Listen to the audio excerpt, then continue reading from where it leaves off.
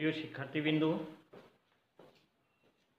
জিকিয়া খাজা রহমত আলী কলেজের পক্ষ থেকে তোমাদের সবাইকে শুভেচ্ছা। তোমাদের সামনে হাজির হয়েছি আমি মোহাম্মদ হারেস প্রামাণিক, সহকারী অধ্যাপক, পদার্থবিজ্ঞান বিভাগ। গত ক্লাসে আমরা পড়ছিলাম গতিবিদ্যার একটি অংশ। আজকে তোমাদের সামনে আলোচনা করব প্রক্ষেপক এবং এই প্রক্ষেপক সংক্রান্ত যে বিষয়গুলো আছে সেগুলো। তাই আসো আমরা যে আলোচনার বিষয়বস্তু সেখানে চলে যাই। দেখো, আজকের বিষয় প্রক্ষেপক। তাহলে এই যে প্রক্ষেপক, এই প্রক্ষেপকটা আসলে কি? এটা কি কোনো কাজে লাগে, না এটা দিয়ে মূলত কি করা হয়, এটা কোনো বাস্তব ব্যবহারিক প্রয়োগ আছে কিনা তার একটু প্রেক্ষাপট তুলে ধরি। এই প্রক্ষেপক বাংলায় এর আরেকটা নাম আছে প্রাস, এবং ইংরেজিতে বলা হয় এটাকে প্রজেক্টাইল। মূলত প্রক্ষেপক হচ্ছে কোনো কিছুকে যদি অনুভূমিকের সাথে তির্যকভাবে শূন্যে নিক্ষেপ করা হয় তবে এই নিক্ষিপ্ত বস্তুকে বলা হয় প্রক্ষেপক বা প্রাস বা প্রজেক্টাইল। এখন এইটা তৈরির যে গ্রাউন্ড সেটা হলো যে যুদ্ধক্ষেত্রে বা অন্যান্য জায়গায় কোনো কিছুকে টার্গেট করে তার উপরে গোলাবর্ষণ বা তার উপরে অন্য কোনো কিছু নিক্ষেপ করা। যেমন এক দেশ থেকে আরেক দেশে স্কাড ক্ষেপণাস্ত্র নিক্ষেপ করে, তখন তারা সে টার্গেট ঠিক করে এবং দূরত্ব অন্যান্য আনুষঙ্গিক দিয়ে যে গোলাটা নিক্ষেপ করে ওই নিক্ষিপ্ত গোলাটা হলো প্রক্ষেপক। তাহলে এখন দেখা যাইতেছে যে প্রক্ষেপকের ক্ষেত্রটা খুব একটা আশাব্যঞ্জক না, খুশির খবর না। এক দেশ এবং আরেক দেশের মধ্যে যুদ্ধ লাগলে মিসাইল, স্কাড ক্ষেপণাস্ত্র, তাহলে এই যন্ত্রগুলা এই যে ব্যবহার করা হয় সেখানে কিন্তু এই প্রক্ষেপকের সূত্র ব্যবহার করে ওই যন্ত্রগুলো চালনা করা হয়। আবার দেখো, আমরা যে ঢিল ব্যবহার করি, ঢিল মাটির খণ্ড বা ইটের খণ্ড দিয়ে যে আমরা ঢিল ব্যবহার করি, এটাও কিন্তু খুব একটা ভালো কাজে ব্যবহার করা হয় না। গাছে একটা পাখি বসে রয়েছে, তাকে আমরা কি করলাম, ঢিল দিয়ে তার ক্ষতি করতে গেলাম। তাহলে এই যে যে ঢিল দিলাম, আমি যে ঢিলটা ছুড়লাম, এই নিক্ষিপ্ত এই ঢিলটাই হবে তোমার প্রক্ষেপক। তো যাই হোক, প্রয়োজন সব কিছু দিয়ে আছে, সেটা আমরা ভালোভাবে ব্যবহার করব। তো দেখা যাক, তাহলে আমরা প্রক্ষেপক কি তার সংজ্ঞাটা জানলাম এবং তার কিছু প্রেক্ষাপট বর্ণনা করলাম। আসলে প্রক্ষেপক হচ্ছে অনুভূমিকের সাথে শূন্যে তির্যকভাবে শূন্যে নিক্ষিপ্ত বস্তুকে আমরা বলবো প্রাস, প্রক্ষেপক বা প্রজেক্টাইল। এখন দেখো ঘটনাটা কেমন, আপনি একটু চিত্রে যাই। এক্স অক্ষ, এটা ওয়াই অক্ষ, এটা মূল বিন্দু। সবকিছুই আমরা এখানে প্রক্ষেপকটাকে বিবেচনা করব মূল বিন্দুর সাপেক্ষে। মূল বিন্দু থেকে যদি আমি কোনো একটা ঢিল এইভাবে ছুড়ি, যে এইভাবে একটা ঢিল ছুড়লাম,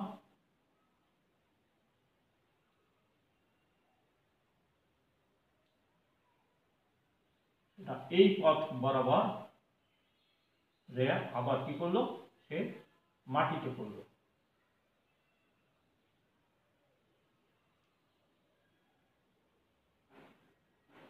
মাটিতে পড়লো।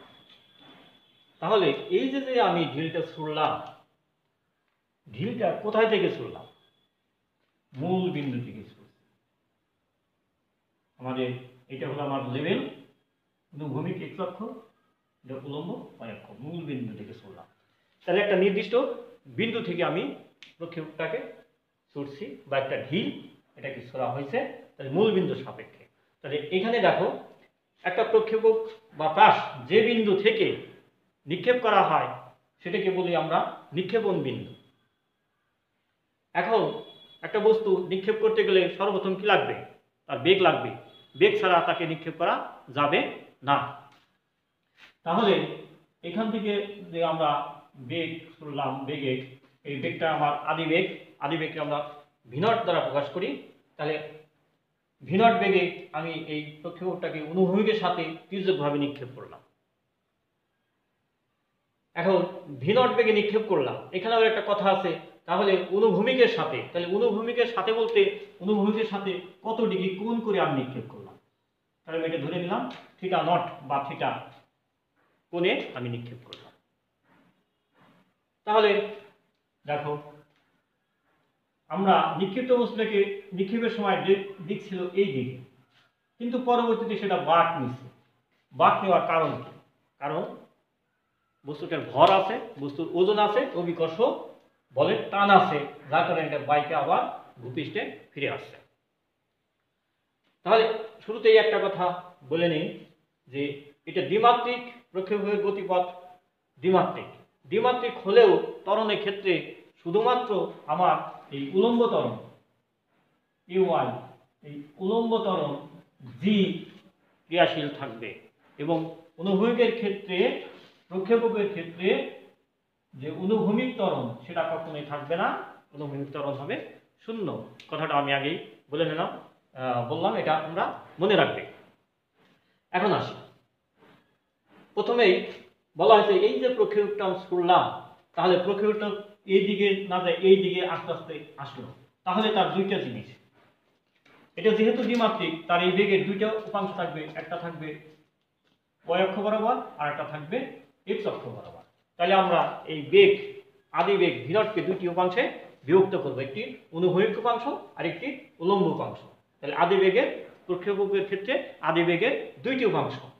তাহলে দেখা যাক, এইখান থেকে আমি একটা লম্ব আঁকলাম, এই দূরত্বটা খুবই কম, আমি ধরে নিলাম নিক্ষেপণ বিন্দু থেকে এই বিন্দুতে আসাতে এর বেগের মান খুব একটা পরিবর্তন হয়নি।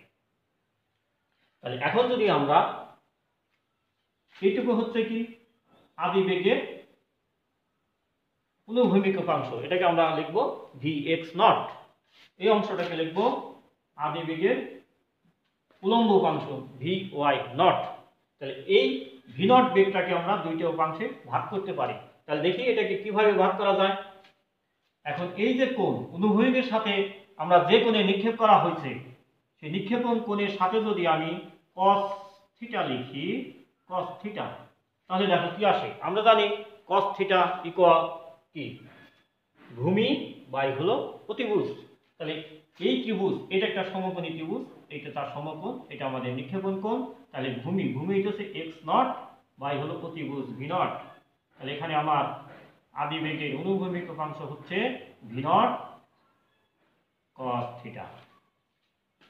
তাহলে এটা হচ্ছে অনুভূমিক উপাংশ, আদি বেগের অনুভূমিক উপাংশ, আদি বেগের অনুভূমিক উপাংশ। অনুরূপভাবে আমরা উলম্ব উপাংশ লিখতে পারি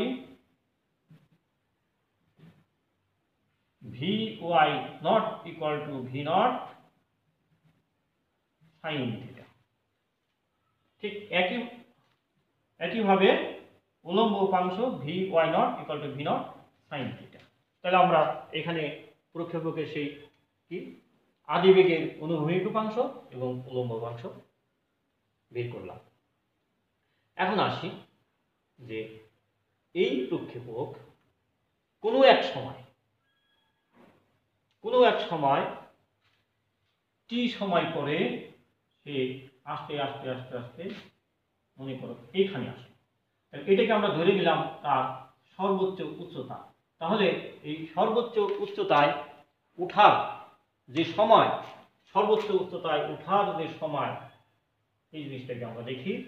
তাহলে সেই সময় ইকুয়াল আমরা কিভাবে সেই সময়টা বের করতে পারি, এবং তার জন্য যে সমীকরণ, সেই সমীকরণটা কি। তাহলে আমরা এখানে লিখলাম আদি বেগের অনুভূমিক উপাংশ, আদি বেগের অনুভূমিক উপাংশ ভি নট কস থিটা, আদি বেগের উলম্ব উপাংশ ভি নট সাইন থিটা।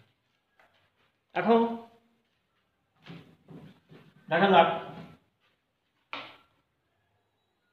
সর্বোচ্চ উচ্চতায় আমি যে একটা ঢিল ছুড়লাম সেটা যে উপরে উঠবে সর্বোচ্চ কত উচ্চতায় উঠবে, আর সেই উচ্চতায় উঠতে কতটুকু সময় লাগবে আমরা সেই জিনিসটা দেখবো। তাহলে আমি মনে করলাম যে সর্বোচ্চ উচ্চতায় উঠতে আমার সময় লাগলো টি, তাহলে টি এর জন্য দেখে একটি সমীকরণ বের করা যায় কিনা।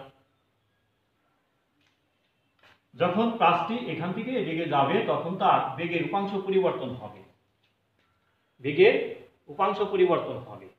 এখন দেখো বেগের উলম্ব উপাংশ, শেষ বেগের উলম্ব উপাংশ যদি ভি ওয়াই হয় তাহলে এই ক্ষেত্রে এখানে ভি ওয়াই সমান সমান কত।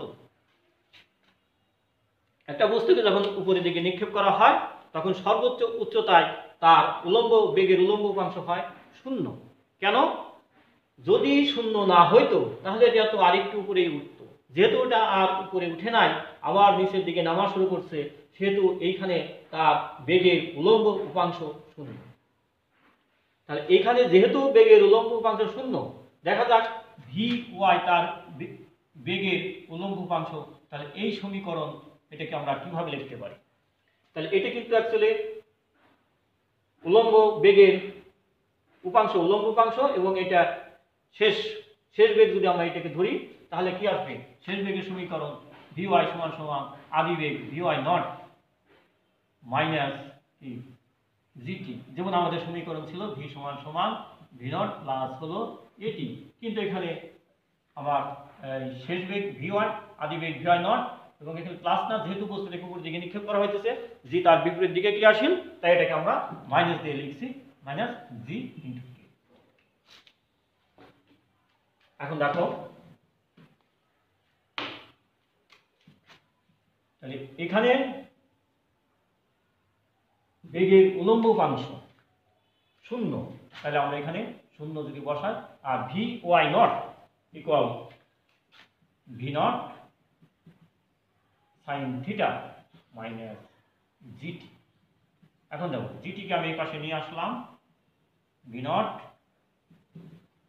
সাইন থিটা, অতএব T equal V naught sine theta by হলো জি। এই সমীকরণটা হলো আমার সর্বোচ্চ উচ্চতায় ওঠার সময়ের সমীকরণ। এখন একটু তাহলে এটা আমরা কি পেলাম, সর্বোচ্চ উচ্চতায় উঠতে কত সময় লাগবে সেই সময়টা যদি আমাদের নির্ণয় করতে বলে তাহলে আমরা এই সমীকরণ ব্যবহার করতে পারি। এরপরে আসি বিচরণ কাল। বিচরণ কাল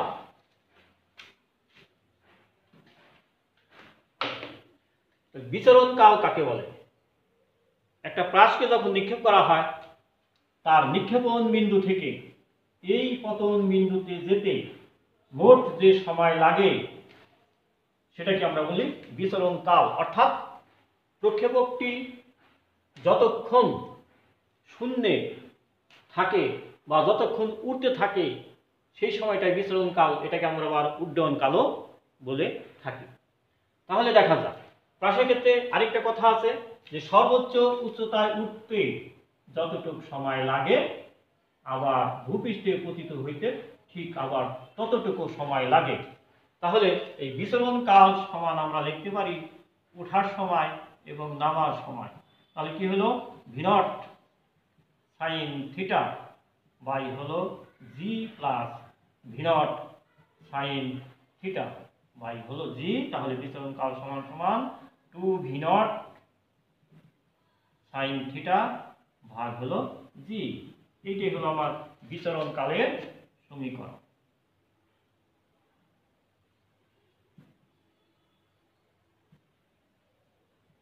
বিচরণ কালের সমীকরণ।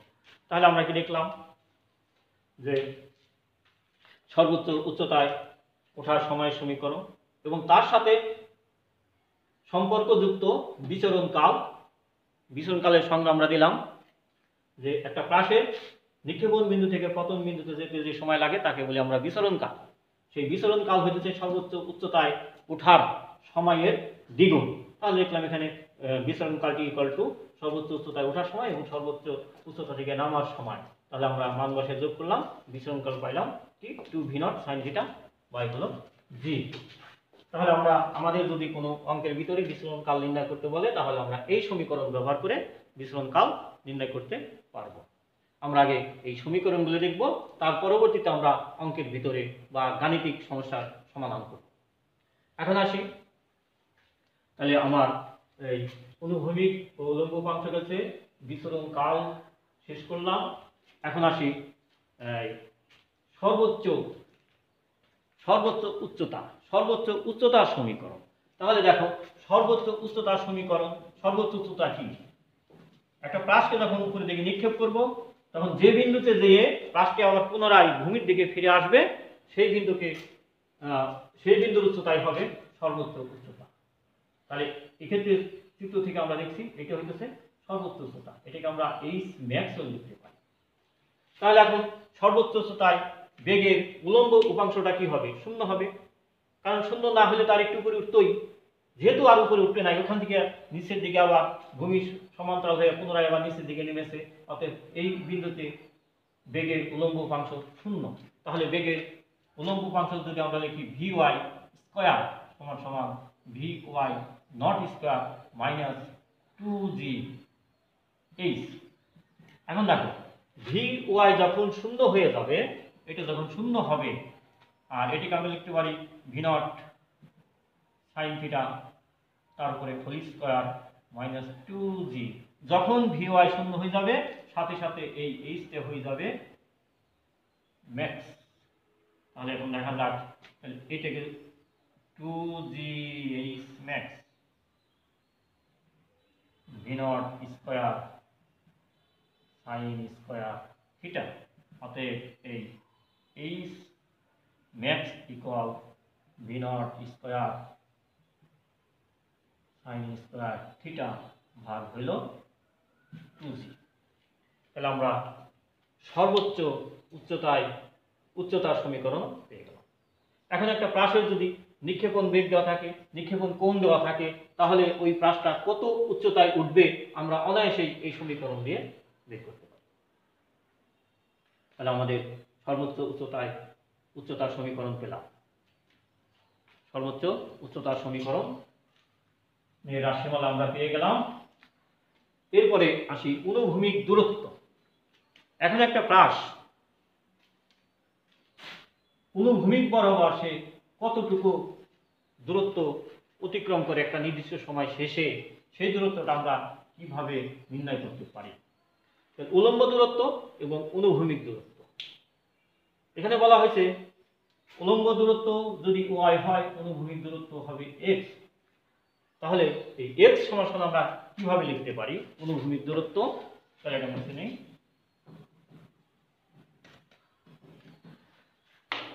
অনুভূমিক দূরত্ব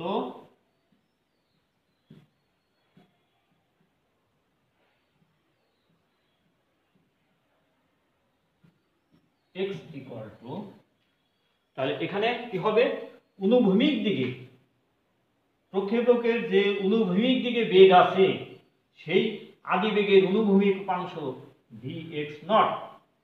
তাহলে আমরা দূরত্ব ইকুয়াল টু আমরা জানি s ইকুয়াল টু vt। অনুভূমিক দিকে কোনো ত্বরণ থাকে না, যার কারণে ত্বরণ না থাকলে সরণের সমীকরণ কি s ইকুয়াল টু vt। তাহলে এখানে s ইকুয়াল টু এই v ইনটু, তাহলে দেখি vx not equal to v not cos theta into. তাহলে একটা প্রাস নির্দিষ্ট সময়ে যে অনুভূমিক দূরত্ব অতিক্রম করে তার সমীকরণ হলো x equal to v not cos theta into t। এই হলো আমার অনুভূমিক দূরত্ব। তাহলে আমরা প্রথমে যে একটা প্রাসের ক্ষেত্রে কি দেখছিলাম অনুভূমিক দূরত্ব এবং উলম্ব দূরত্ব। তারপরে আমরা দেখলাম যে একটা প্রাস সে সর্বোচ্চ উচ্চতায় উঠতে তার কত সময় লাগে সেই সময়টা বের করার সমীকরণ দেখলাম। তারপরে সর্বোচ্চ উচ্চতার সমীকরণ দেখলাম, বিচরণ কাল দেখলাম, অনুভূমিক দূরত্ব নির্ণয়ের সমীকরণ দেখলাম। তাহলে আমি ছোট্ট একটা তোমাদের উদ্দেশ্যে ছোট্ট একটু কাজ দেই, এই কাজটা তোমরা করবে।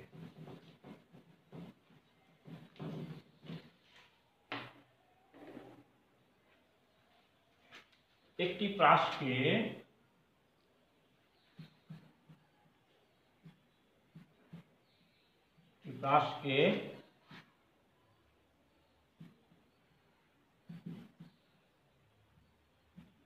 ভূমির সাথে 30 ডিগ্রি কোণে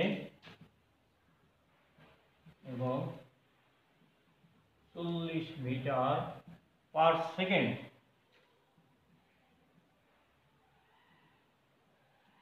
বেগে নিক্ষেপ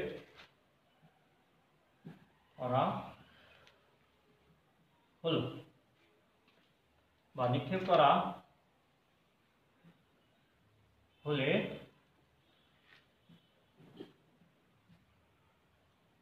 সর্বোচ্চ উচ্চতায় উঠতে কত সময় লাগবে? তাহলে দেখাবো। তাহলে কি কি দেওয়া আছে ওটা আমরা ডান পাশে নোট করব। এখানে দেওয়া আছে কি আদিবেগ,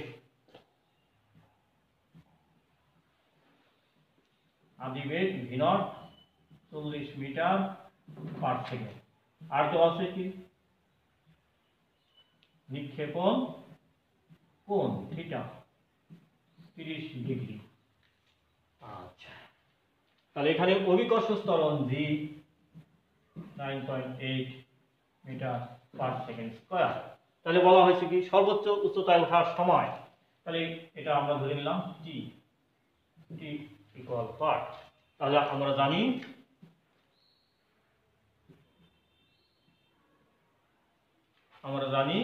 সেই সমীকরণটা মনে আছে, t equal v0 sin theta by g, t equal v0 40 into sin 30 degree ভাগ হলো 9.8। তাহলে এখানে দেখা যেতেছে t equal sin 30 degree half 20 ভাগ 9.8 এত সেকেন্ড। তাহলে 20 কে 9.8 দ্বারা ভাগ করলে যা হয় অত সেকেন্ডে ওই নিক্ষিপ্ত বস্তুটি সর্বোচ্চ উচ্চতায় উঠবে।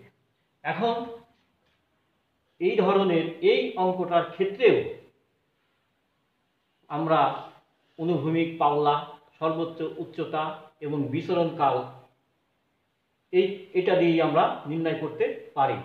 হ্যাঁ, তোমরা তাহলে এগুলা দেখে বইয়ের সাথে মিলিয়ে অন্যান্য সমীকরণগুলো কিভাবে প্রয়োগ করতে হয় বা অন্যান্য সমীকরণ বিচরণ কাল অনুভূমিক দূরত্ব যে নির্ণয় করতে হয়, আশা করি যে সমীকরণগুলো দেখালাম এগুলো দিয়ে তোমরা ওইটা সমাধান করতে পারবে। তাহলে আজকে এ পর্যন্তই। তোমরা সবাই ভালো থাকবে। আগামী ক্লাস দেখার জন্য আমন্ত্রণ জানিয়ে আজকের মতো শেষ করছি।